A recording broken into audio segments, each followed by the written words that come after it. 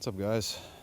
All right, for practice today, Dee Winters with ankle won't practice. Keon White, groin hamstring, won't practice.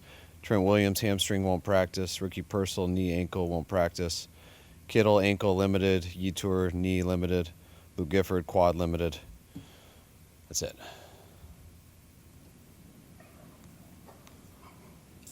You've been pretty regular that if guys don't practice on Wednesday and Thursday, they usually don't play.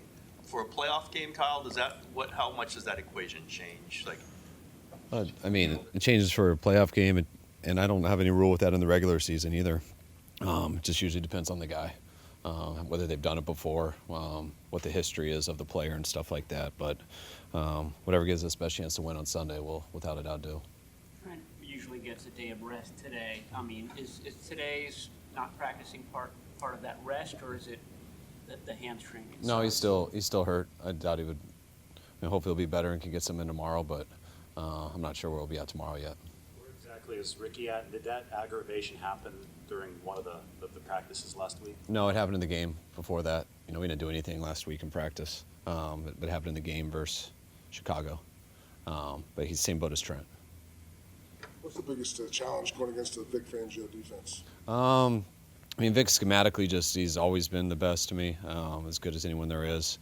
Has a very sound scheme that he doesn't need to change up very much. It just naturally changes with how he does his coverages, how he does his fronts, the personnel groupings he does. He's very good at getting a beat on what you're trying to do and making you adjust. How close did you get to really hiring him to be your defensive coordinator a few years ago? You'd have to ask him. I've tried all the times that it's been an opportunity.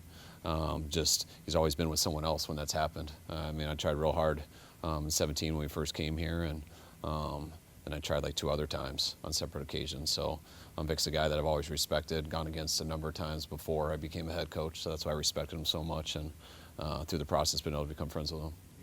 You've gone Seattle scheme, and he's obviously not that. Was just because you respect that, that him, or you would have made the adjustment to a non-Seattle scheme with him?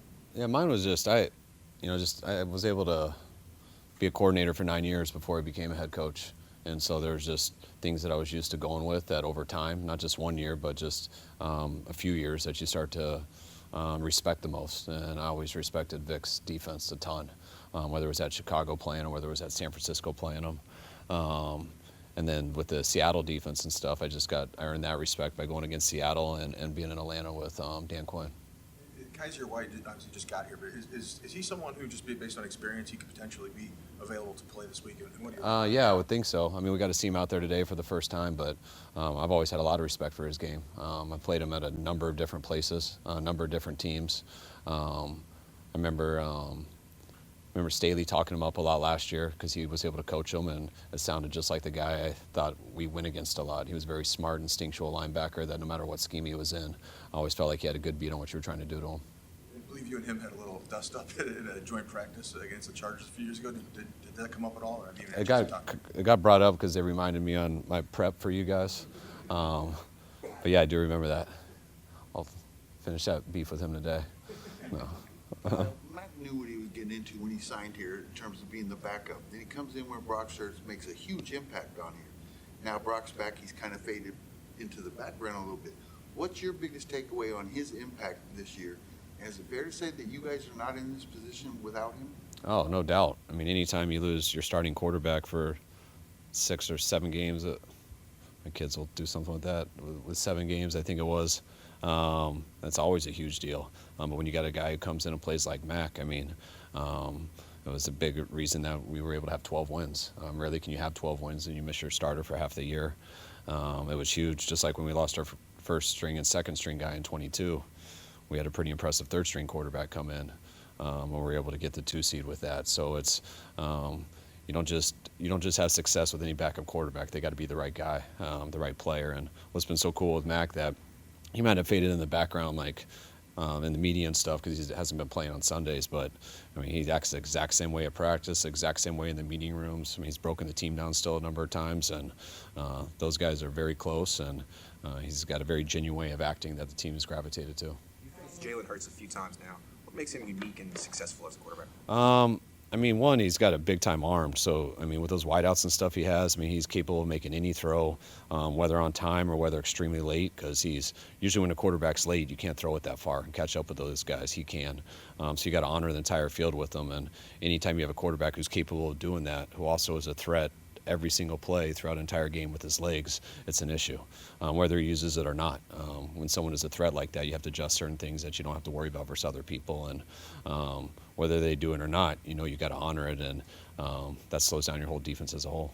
I think Cowling's going to practice today, and obviously you guys liked him in the draft process. He had 2 good college stints. What do you like about him, and is there any chance he could go this week, or is that all for next year?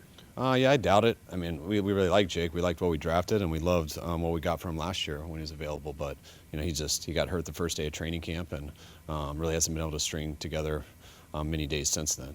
So we got him for 3 weeks. So I'd say there's a chance to get him back in and see what happens over these 3 weeks. But for a guy to not have any practice throughout camp or this regular season, I think it'd be a little unrealistic for this week.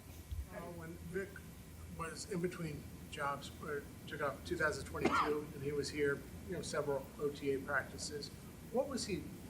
Was it just like, hey, what's up, visiting, or what was the purpose of him being here? Well, I mean, one, I think his girlfriend was from here, so he was in town a lot.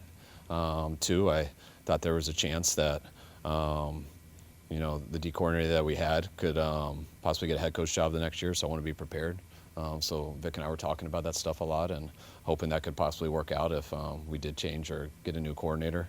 But I remember the morning of our game versus Philly, I think it was, he signed with Miami, so lost him that day. What's the challenge of an opposing team going into Philadelphia and playing a playoff game for you guys in terms of the atmosphere there? I mean, always with every place you go, it always starts with crowd noise. I mean, anytime you can talk about the fans and all that stuff, which is, to me, that's more fun. I don't think that really affects the guys with helmets on who are out in between the whites. Might affect family members and things like that if they choose to go in the stands. But that's really irrelevant in the game. It has to do with how loud that crowd is, and they're going to be going. You got to give them a reason to be quiet, and if not, it's extremely challenging place to play. You're not going to be able to hear, and we got to expect that. We're seeing the prep going on here, early prep for the Super Bowl. Has that affected you guys at all? Has it affected the team? Anything you got to move rooms or anything like that? No, nothing with our spot. We have to take a different way in the morning, but that's been it so far. So it hasn't been an issue at all. Where do you have the early practice tomorrow? Why switch that up? We don't, do we? I think it's the same. We always do on Thursdays. Yeah, I'm not sure about the media stuff, but no, we got a normal schedule this week. We got to do a couple different meeting times after Thursday's practice just because of the time change. We don't want to land in Philly at midnight on Friday, so we'll fix a few meeting things up so we can get there like 11:15 instead. But it's a totally normal week. The answer to this, but given what happened last playoff game in Philadelphia, is there any consideration of having 3 quarterbacks on the roster? I mean, if I did, that'd be the same consideration every week. I don't really chalk it up to that only happens in Philly. But is there a consideration? No, I mean, that would take us down somewhere else. And I mean, with that rule that you don't get an extra player, I mean, I don't know anybody who can ever choose that really, unless you're playing with someone who's really injured and you don't think they'll make it through the game. But I mean, to play with one less player throughout the game because of something that, for me, has happened once in 23 years, and other people I've worked with once in 45 years, just probably wouldn't be the best odds. When Seth came here, he was going to be opposite Nick Bosa, and then Bosa went down. How did that impact him and the way teams blocked him? You said with who? Bryce Huff, since he came here, he was going to be opposite Bosa, and then you lose Bosa, and he's kind of the main edge guy. It affects it a ton, and not just obviously having 2 big edges is a big deal, but then being able to move people like Michael into 3 technique on pass rush situations, G-Tour, who we planned on having inside, that was going to be our starting 4. With 2 good edge rushers and 2 really good inside rushers, which affects everything. Nick can get a turn to him. Then when you have a 3 technique on that side, it widens up that gap for a speed rusher like Huff. So it's definitely been challenging losing the group. How has he held up through the season? I thought he's held up pretty good. I mean, he had that hamstring, which I think obviously set him back, took him some time to come back from. I think because of issues that we've had on D-line with injuries and stuff, we've had to play him more than we want, which is never a good thing for a guy who who really majors in pass rush situations, but he's had to do it for our team, and I think he's held up fine doing it.